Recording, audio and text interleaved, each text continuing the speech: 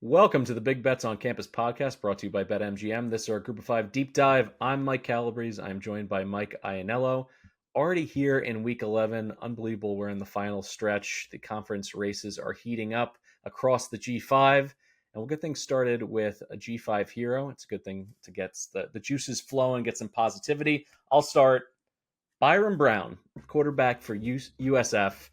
USF football, I'm playing the flag. They're officially fun again. Shout out to Quinn Flowers, Matt Grothy, when they used to be able to sling the ball all over the yard or run or, extend plays with their legs. I'm not asking for much from my G5 cellar dwellers. I'm just asking that you play a fun brand of football. And they lost 59-50 to Memphis. His stat line, he was 31 for 38, 357 through the air, 5 touchdowns, 23 carries, 100 yards. I love that there's some fun football in Tampa again. It's not the Buccaneers, it's the Bulls. Byron Brown, tipping my hat to you. So I cheated and I picked 2 because I sat down Monday night to watch an elite quarterback battle. No, I'm not talking about Joe Burrow versus Josh Allen. I'm talking about Byron Brown versus Seth Hennigan because I spent my Monday night rewatching this game. So my G5 heroes of the week, I gave it to Byron Brown and Seth Hennigan because Hennigan had 350 yards and 4 touchdowns passing, and he added a touchdown running. My goodness, what a game from these two. If you guys have some free time this week, go rewatch this game on ESPN Plus because Brown was awesome, but Hennigan was just as good. They went shot for shot. So my G5 heroes of the week was Byron Brown and Seth Hennigan because that was maybe the most fun game of the weekend, and I'm so glad I went and rewatched it, and I highly recommend it as well. Mike, as you know, everybody loves shootouts. You know what else everybody loves? Compliments. And compliments are guaranteed after making the leap to skincare with Caldera Lab. And I'm talking about how you look today and how you're going to look 20 years from now. The results are incredible in very little time. Men's Skincare and Caldera Lab are the perfect pair for you to look and feel your best. Super easy to add to your morning and nightly routine. Clear skin, less wrinkles, and signs of aging. Enough said. Caldera Lab Skincare. Join the 100,000 men who already trust Caldera Lab to show your best first impression this fall. Caldera Lab knows the skincare world is heavily female-driven and has long been the wild, wild west for men. That's why they're making the solution simple with 3 easy steps. The Clean Slate, which is a face wash to start and end your day. The Base Layer, which is a daily moisturizer to hydrate your skin. And the Good, which is an eye serum that you can put on at night to help you and your skin look tighter and smoother, looking your best at all times. And just for our audience, we have an exclusive deal. Use code BBOC at calderalab.com and get 20% off right now. That's 20% off with code BBOC at calderalab.com. Make unforgettable first impressions with Caldera Lab. All right, let's hop into our best bet segment. I know I stole your thunder a little bit with our G5 heroes, so let me allow you the honors of going first. Yeah, I'm going with UNLV. Minus 4.5. Crept up a little bit. I still like it pretty much up to 6. For me, this is a very similar handicap to when I took Boise State over Wyoming. UNLV's honestly played better than Boise State, so I like it even more. UNLV is a run-first attack. That's what they want to do. They average 200 yards per game on the ground. They have 28 rushing touchdowns, second most in the country, only 1 less to USC, who's played an extra game than them. They rotate Vincent Davis, Donovan Lester, and Jaden Thomas. All 3 are averaging over 40 yards per game. They are 11th in the country in rushing explosiveness. And while this is a run-first unit, freshman Jaden Maava, he looks better and better as a passer each week. Over his last 4 games, he's completing 71% of his passes, 7 touchdowns, 2 picks over that stretch. And as I mentioned a few weeks ago, Wyoming's defense just isn't good. Like, they're not the Wyoming we're used to seeing. They're 106th in success rate. Can't stop the run. Can't stop the pass. I'm most scared of this Cowboys running game. Harrison Whaley's back, but that's kind of what UNLV's run defense has been really good. So I think that kind of plays well for them. And we've talked about it a couple times on this pod. We both cashed in on it. We've seen the voodoo of Laramie for years, but especially this season. Wyoming is 6-0 in Laradice, and they are 0-3 on the road. So going to Vegas. This is also just a big game for the Mountain West. Fresno State and UNLV are tied 4-1 in conference play, and likely the second spot in the Mountain West title game will go to one of those 2 teams. Fresno has the tiebreaker. And you look at Fresno's schedule, San Jose State, New Mexico, San Diego State left. They'll be favored in all 3. And we may talk about this week's game later. But UNLV has to have the mindset of Fresno's going to win out. We have to win out to have a shot. UNLV's 8-1 against the spread this year. They are the single most profitable team to bet on in the entire country. I looked it up in our Action Labs database. But my big question for you, how much regret do you think is going on that Bobby Petrino downgraded when he left UNLV after a week for Texas A&M? You could have been coaching at a winning program, Bobby boy. Boy, did he mess up. Yeah, I think the bag that he got probably makes him feel a little bit better, but A lot of motorcycles in Vegas. A lot of motorcyclists. His loss is Brennan Marion's game. I wrote up an article for Action, the top 6 or 7 candidates to be the new OC in Iowa City. And I think Brennan Marion should be one of their very first calls. You need to get him and his go-go offense on a plane. I don't know if there's any direct flights from Sin City to Iowa City. Probably not. So maybe a connection or two, land in Chicago, rent a car. I think the planes go the other way there. Yeah, I agree. But yeah, his offense is phenomenal. It's exactly what it was supposed to be. A nice balance of run and pass. He was supposed to have, a great dual threat quarterback in Brumfield, and he ends up getting hurt, and he's, made lemonade out of lemons in this situation. So all credit to him. I think he's going to get a huge payday. If not, maybe a head coaching opportunity. I know he's still really young. He'd be one of the youngest head coaches in FBS or FCS, but I don't think it would be outside of the realm possibility for an AD to take a swing on him, because everywhere he's been impactful. He was at Pitt. He helped Jordan Addison win, the Blitnikoff. He was at Texas. Like, in terms of his resume and the elbows, he's been rubbing elbows with a lot of great offensive minds at many different stops. So I think at this point, he's one of the rising stars in the coaching game. So I like that play a lot to get things started. I think you're going to like this one because I'm going to tease it here. This game features a quarterback that I am going to, from now on, refer to as the king of garbage time. I'm going North Texas plus 17 at SMU on Friday. You want to talk about the Action Network Lab database? The Mean Green are 5-0 against the spread in AAC play, and I'm referring to Chandler Rogers. In conference play, 18 total touchdowns against just 2 turnovers. The Mean Green are up to 21st in scoring, 9th in total offense, tied 10th nationally in plays of 20 yards or more from scrimmage. And the reason why I call him the king of garbage time, in the fourth quarter in AAC play, they're averaging over 14 points per game. That is incredible. If you would put that, those numbers across the entire season, they'd be leading the country in fourth quarter scoring. They just fall behind and then catch up enough to cover. So I really like what they're doing up against an SMU team that's been playing great, but Preston Stone is in the concussion protocol, and I do not think that this line is adjusted. It's a short week. They're playing on Friday. Does Stone get out of the protocol in time? I'm not sure. And also a potential look-ahead spot for SMU. They're undefeated in AAC play. They have to keep pace to try to get to the title game, but they got a road trip to Memphis next week. And this North Texas team, they're going to beat them. So I think that seeps into their mind a little bit. So I'll take the 17 here. I think this is way too many. I think they're going to lose by between 10 to 14 points, and another big game for Chandler Rogers. Yeah, I wasn't going to pick against our boys, but I definitely think the numbers too high. I agree with you. And I also think this is one of those ones where with the Friday night game, we've seen so many times in college football. I feel like every time I've tried to guess and hope a guy gets ruled in, he's ruled out. It seems like teams are so careful. It happened last year. I got screwed betting South Alabama. Carter Bradley's out. It feels like teams are being more cautious with players, especially concussions. So this is one where as soon as you're listening to this, I'd grab the 17 plus with North Texas, because I think if Stone is ruled out, this probably crashes to 14, give or take. So I agree with you. I'll be shocked if Stone plays. And 17 is not unfathomable even if Stone does play. So I would just take the chance and take the number while you get it. Like I said, I don't really love it just because I like SMU. I have SMU futures. I don't really want to bet against them, but I definitely think the number's too big. A reminder to our audience, BBOC is presented by BetMGM. Use bonus code ACTION when signing up to get a $1,500 payback in bonus bet situation if your first bet loses. For new users in Arizona, Colorado, Illinois, Indiana, Iowa, Kentucky, Louisiana, Maryland, Massachusetts, Michigan, New Jersey, Ohio, Pennsylvania, Tennessee, Virginia, West Virginia, and Wyoming. Terms and conditions apply. Must be 21 or older. Gambling problem? Call 1-800-GAMBLER. All right, we are tearing through this episode here. We're now on to the G5 High Five round robin.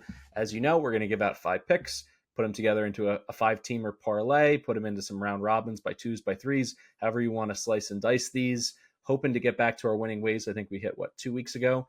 with a clean sweep. I'm going to get started here with an over in the Sun Belt. Texas State against Coastal. This number, I had it pegged in my projections at 63, sitting at 58.5. And I think it's sitting at 58.5 because of the quarterback question. Will Grayson McCall come back from concussion?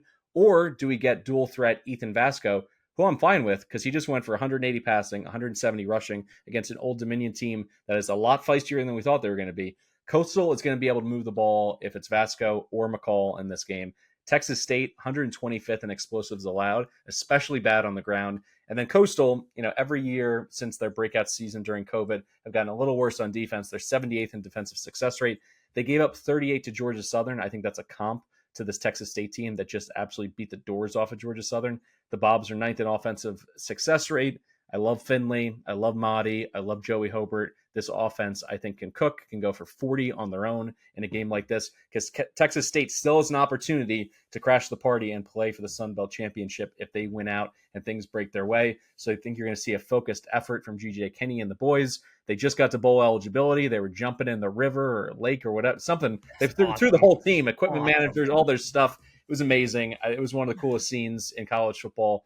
Shout out to the Bedlam game. They got the publicity for the goalposts going in the lake, but I think in this case, Texas State and G5. The school president went in the lake. Texas State. That's way cooler. It's phenomenal. So I'm going over here 58.5. I'd play it up to 61. So, by the way, if you noticed, I was looking away on the YouTube version. Chirp, chirp, Ball State just hit a walk-off field goal against Northern Illinois. So shout out to that. I covered that plus 10. You'll hear this Wednesday morning in the future, but shout out Ball State. Chirp, chirp, baby. I have a question for you. You like the over here. Who do you think does the majority of the scoring? Texas State. Give me the Bobs, -1. That's one of my picks. You mentioned it. 9th in the country in passing success, 11th in rushing. Finley, Mahdi, both fantastic. Coastal defense taking step backs. They're below average across the board, especially against the run. And the offense does not run the ball like they used to. This is not the Jamie Chadwell offense. I hate Tim Beck. I think Tim Beck is a horrific play caller. I don't know why they hired him. He wasn't good at NC State was thrilled he left, which is never a good sign. I don't think McCall plays. That said he's unlikely, so I'm not expecting him. Jarrett Guest didn't play last week. He stinks. Vasco, you like him. I don't know. 17 for 31, 180 yards, pick, touchdown. Like, he's nothing for me. He's a redshirt freshman. And, yeah, I'm not going to play the over, but yeah, the Texas State defense isn't anything to write home about, but they're 18th at creating havoc. They're 33rd at preventing finishing drives. So I think they can force Vasco into turnovers if it comes down to it.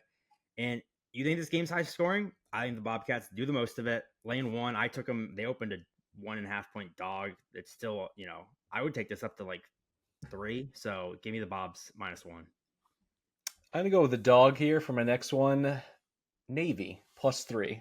Now, you may be wondering, who's Navy playing? Well, they're playing Trent Dilfer and the UAB run defense, which is the worst in America. And now they're incredibly inexperienced staff. We talked about it in the summer. 7 of their 10 position coaches are coaching a position for the very first time, are dealing with a week to prepare for the triple option or some variation of it.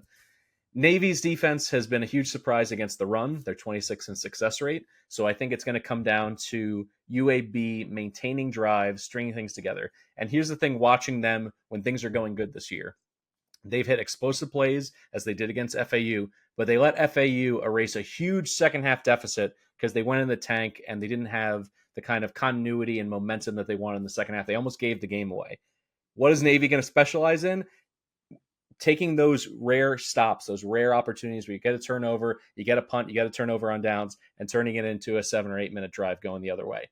That's why I like Navy in this spot, because when you look at what they've done against quality offenses, and I'm going to say it through gritted teeth, the Blazers are a quality offense here in the AAC. Hat tip to Trent Dilfer. Don't like it. I'm just going to face reality. But the other reality is Navy had held North Texas, who I just talked about, all of their accolades this year on that side of the ball, to 24 points. Memphis, who we mentioned at the top of the show, that just scored 59 in a game, Navy held them to 28 in a game that they were in it all for 4 quarters. And there is a path for Navy to get to bowl eligibility, to get to 6 wins. They got UAB, they got ECU, and they got Army. Those are 3 winnable games, 2 at home, the third one against Army in Foxborough at a neutral site. You're going to see a great effort at home from the mids here. I'm going to take them +3. I have no real feeling. You know my thoughts on service. I mean, they just got trucked by Temple, so I'm not. I don't know. They could win this game by 30 or lose by 25. I really don't have any feel on service academies. I hate betting them. God bless you. I mean, I'm never going to argue with fading Trent Dilfer, so I hope you win. Since you picked a gross, horrific, terrible game, you said at the top of the show you want fun, right? You just want fun. I sure do. Lay it on me. Who's playing fun right now? I mean, you said him. You said him at the top of the show. Give me South Florida. Give me South Florida -7 against Temple. They're giving a full touchdown to EJ Warner. I'm a little surprised by that. I thought you were going to go over for the fun. I could do that. I don't like that either. Quick audible. Look at the armbands. See if we got the play here. Omaha. Alex Golish has his offense humming. Former Tennessee offensive coordinator, so no surprise there. Averaging 30 points per game. They've had over 35 for the last 6. Our hero, our collective hero, Byron Brown, he looks awesome. 17 touchdowns, 7 picks. He's got over 600 yards and 8 touchdowns rushing. Naquan Wright has been their main running back. He's great, but Kelly Joyner returned last week. He's been injured for most of the year, so I think that he's a veteran. He's good there. This receiver room, Sean Atkins is kind of their leading receiver. He's the possession guy. Naeem Simmons is the big play threat deep. But this Michael Brown-Stevens cat has come out of nowhere for them. He had 6 total receiving yards to the first 4 games. I don't know if he was like hurt. I didn't do enough research. I probably should have if he was hurt or what. He had 6 yards through 4 games. He has 253 yards in the last 3 games. So I don't know what happened to him week 5 or 6, but he has exploded. He's been a leading receiver the last 4 weeks. Temple's defense is terrible. They're 101st in success rate, 130th at preventing finishing drives. Yeah, EJ Warner, they have a good passing attack, but South Florida's actually been decent against the pass. They're 47th in the nation in success rate against the pass. Cornerback Braxton Clark is awesome. He's terrific for the Bulls in the secondary. So I think South Florida scores, and I just don't think Temple will be able to keep up. Yeah, it's hard for me to talk you out of it with the Temple defense on the field. So yeah, I would just play over. Yeah, I would play over, but if I were forced to pick a side, I'd probably with you on the Bulls. I'm totally on board with doing a G5 high 6 and doing a little 2-for-1 special with South Florida. 67 is a lot. South Florida Temple over 67 and lay the 7 with South the Bulls. Just a reminder, their last game was 109 points. I mean, 40 more points than that. Like, holy moly. All right, I'm going to wrap up the G5 high 5 here with a team we're still pulling for. We're still rooting for you, Colorado State. Laying 4 against San Diego State. And to borrow a phrase from Stuck, San Diego State, they're a corpse. They're bad. They're dead. Colorado State, on the other hand, I just made this argument with Navy. They can make a bowl game by winning out. They get San Diego State, then they get Nevada at home, and a roadie at Hawaii to finish the season. It is possible to pull bowl eligibility out of the fire here. And they played 3 straight bowl teams. They played UNLV, they played Air Force, they played Wyoming. Walk-off loss to UNLV, which is a quality loss because UNLV is a good team this year. They're probably going to win 8 or 9 games. They were tied with Air Force at half, 13-13, and kind of a snow game. It was a little bit weird, but kudos to their defense for playing better. And then a 9-point loss to Wyoming. The defense is slowly improving. And now they catch an SDSU offense that's truly awful. 132nd in offensive explosiveness. They can't pass. They're 128th in defensive success rate, though. That's the part about the Aztecs that is just like so out of character for them. And you can kill them on the ground. They're 132nd in that regard. Braden Fowler Nicolosi is boom or bust. So I'm banking on boom here. I'm going to lay the 4 points. I'm going to avoid the money line. I think if they win this game, they win it by double digits, or he turns the ball over 3 times and they find another way to lose another close game. But I think the Rams still have a shot to go bowling this year. It's got to start with a win on Saturday, obviously. I'm going to go ahead and lay the 4. I'd probably play it up to 5.5, 6. Yeah, I love it. I had it on my short list. Colorado State's biggest weakness is their secondary, and San Diego State has a safety playing quarterback, and he can't throw the ball at all. And you mentioned it. This defense is terrible, especially in the secondary. So I think this Colorado State offense should shred them. I mean, San Diego State lost to Nevada. So, yeah, I like this a lot. I almost played it too. All right, a quick note. Our beloved BBOC caller, Jason from El Paso, a.k.a. Minor Effing Nation, called into voicemails this weekend, and the intern missed it for the second time this season. Don't worry, that person's been fired. Our apologies to everyone there in Minor Nation. A great cover by UTEP. let's just play the footage. Take it away, Jason. Yeah, hey guys, this is Minor, Mother effing Nation. And you know what? This is not Tyler from Spartansburg, because Dimmel should be making $800K a year. Because we kick field goals with under a minute left to cover. That's what we do. So Dimmel, it's worth every penny, because guess what? We loaded house and the Miners covered. Let's go. Hey, Colin, way to be a sharp and bet on us as well. Miners, boom. All right, we are back now to wrap up our show with the Moneyline Underdog Parlay. I'll kick it to you first. Who do you have? Is it a beloved member of the Group of Five family? Speaking of voicemails, the recap show got some good ones at the end here. So what else needs to be said? Hit the music. That's right. Diego. Look, Stuckey can call New Mexico State a Ponzi scheme all he wants. But call me Bernie Madoff, baby.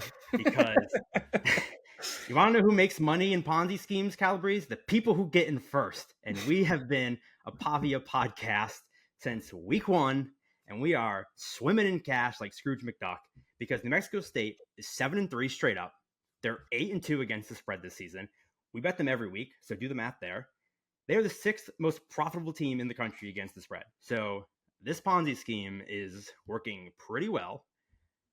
Pavia's he's just a baller. He's a gamer. He's dominant with his arms and his legs. He's the perfect college quarterback. We're like, and I mean this in all sincerity and love, I'm not sure he's even good, but he just makes plays every single time you need him to. I'm not sure how he does it, but he just always finds a way to get a first down, keep drive going. He's just awesome. I love him so much. They have 3 good running backs, although I do need to send one quick note to Jerry Kill, because I know he listens to the pod, friend of the show. Monty Watkins is averaging 11.5 yards per carry. I said this 2 weeks ago. Last week, he had 68 yards on 5 carries. How the hell does he only get 5 carries? Give him the ball every freaking play, Jerry. Give him the ball every play. First down, ball. Second down, you'll have another first down, so give him the ball again. It's mind-boggling to me when I watch these games. But Western Kentucky's defense is horrific. They're 128th in the country at defending the run. Give the ball to Watkins. The Aggies are going to run down the throat. And this offense is broken. Austin Reed got his fancy red Corvette and just stopped trying. He had 102 yards last week against that UTEP team. They're 93rd in the country in success rate. That's their calling card. And they're still explosive. But New Mexico State's terrific at preventing big plays. That's what they're really good at, especially on defense, especially through the air. So, folks, join me in the investment opportunity of a lifetime. Everybody listening, tell 4 friends to listen to the podcast and invest in New Mexico State. And if you're 4 friends, tell 4 more friends. The podcast will blow up, and we will all continue to make money on Diego. What a performance from you there on the Moneyline Underdog first leg of it. I want to add on to that. When you talk about what makes Diego so powerful as a player, he's you remember that Super Bowl where Cam Newton fumbled and he's just looking at the ball on the ground and he just walked away. He was just whatever, I don't care. Diego is on the opposite end of the spectrum. He would bulldoze his grandma to get a 4th and 3 conversion. The guy, I mentioned it in August, he was an all-state wrestler. He could have gone to, I believe, Nebraska on a wrestling scholarship. He just has that insane tenacity where it's no matter what's happening on the play, it's never dead for him. He had a play earlier in the year where he got his helmet ripped off and he keeps running around. That's the kind of energy you usually get out of a weak side linebacker, but you get it in a quarterback in Diego. So look, I'm not saying it, but many people are saying it. By many people, I mean one CBS Sports Network crew. Do you remember that game against UTEP? The broadcaster said that Diego has a little Johnny football in him, and I don't hate it at all. Little Diego football, just a gamer, makes plays. I love him. I'm going to continue to invest in this Ponzi scheme until it comes crashing down, because sometimes Ponzi schemes just make money, Calabrese. Sometimes they do. So I think this is the money line parlay where we're tooting our own horn about being right. You got New Mexico State, and I said it 3 weeks ago when San Jose State started 1-5. I said they were going to win out. Why back off now? Because they've won 3 in a row. They got a great running game. They're 10th in rushing explosives. The defense that was horrible has at least rounded into shape against the pass. They're 40th in success rate. You can run on them all day. I know that. That's why they need to get a lead against Fresno to win this game, because if they make Fresno throw the ball, I know what you think of Mikey Keene. He's fine, but I think there's an opportunity for him to turn the ball over 2 or 3 times and the Spartans to be on the right side of this. Also, Fresno on the road in Mountain West play. Not great. They lost outright to Wyoming. They won at Utah State by 5. They played down to their competition on the road. And last week against Boise, this was my big call, the Fresno one. A lot of the luminaries of the Action Network were on the other side of this one, so I was nervous at kickoff, but there was no Gene T for Boise. But Boise still outgained Fresno 488 to 441. On that game. And they won because they got an extra turnover in, the turnover margin, and they had a kickoff return for a touchdown. Yes, they returned a kickoff for like 98 yards. Yeah, Sherrod, takes it to the house. If not, they don't win that game. And then what does this game look like in terms of, spread? So I'm going to go ahead and take the home dog here. I like San Jose State. I think you can get, this is kind of an INLO from last week. You can get like plus 105. Like we're really stretching what makes a money line underdog play here. But I'm on them, as I've said during this run, they're basically taking the ball out of Cordero's hands at the right time. They're not allowing him to turn the ball over, have too much on his plate. And I think he's responded incredibly well. He's playing efficiently. He's not turning the ball over. They've been really good on, third and manageables, keeping it going, keeping the drives going, everything ahead of the sticks. So yeah, I love this. I love this one. Kyrie Robinson, I think I'm going to ride him one more time, and they're going to win out, and they're going to go bowling, and I think they're going to be one of the best stories going into bowl season, winning 6 in a row to finish their season. Yeah, I mentioned it ahead. People always look in the look ahead or let down spots. They look for the Power 5, Bedlam and Alabama coming off LSU. It's like this is a letdown spot. Fresno Boise's a big game. They've met in the conference championship game like 4 times in the last 6 years. So I think, and I mentioned it with UNLV, is Fresno has the tiebreaker. They play New Mexico, and San Diego State left. They're going to win. They're going to win those 2 games. So they can they have the tiebreaker with UNLV, so they can kind of afford a slip up here. I think this isn't as much of a must-win game. Coming off the Boise win, I think this is a potential letdown spot as well. I actually was going to take this. This was my second choice behind Diego. So I fully co-sign this. I will be betting it with you for sure. All right, that's it for us this week. A reminder on the programming front, as always, Colin and Stuck on Thursdays, dropping their full FBS card. On Saturday, BBOC Live returns with Brett McMurphy, now fully relaxed after his Bedlam experience. I feel like he had an opportunity to really explore the space. Lots of cool pictures of him on the field with the goalposts and everything else. He's back. So you're going to get to hear him, Colin and Stuck, and Darren Ravel, the universally loved Darren Ravel, on Saturday. And then the new BCS the following Monday, Tuesday will drop with McMurphy, Kalinowski, Stuckey, and Colin.